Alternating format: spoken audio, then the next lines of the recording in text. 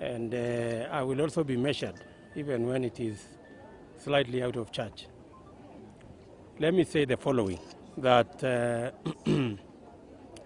number one,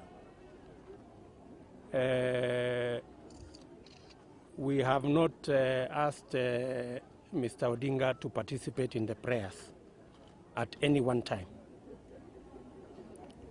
He has not been a participant in any way, and we are surprised that he is concerned about people who want to pray for others. If he doesn't believe in prayer, then he can keep his beliefs to himself and let other Kenyans who believe in prayer to pray. Number two, let me say that it is now obvious and beyond any reasonable doubt that the author,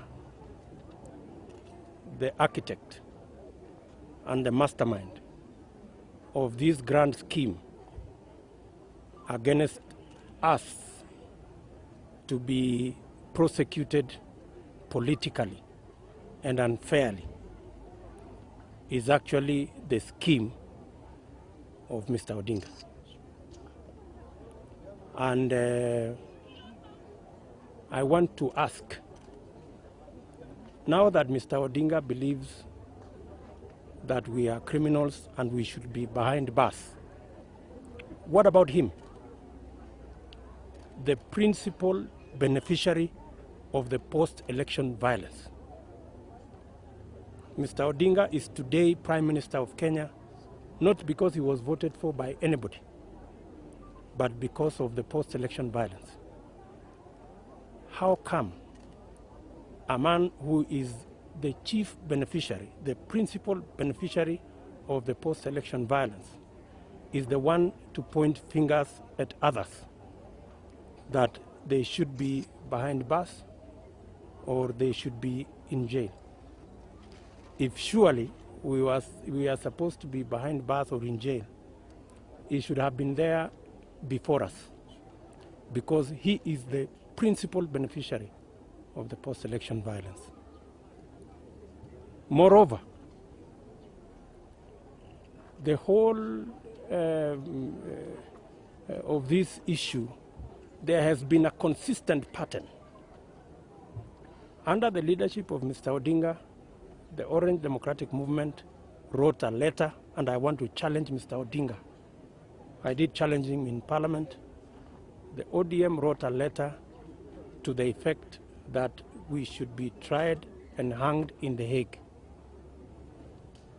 This has now been followed closely with another scheme with his collaborators from Europe, that we should be detained when we go for court summons in spring.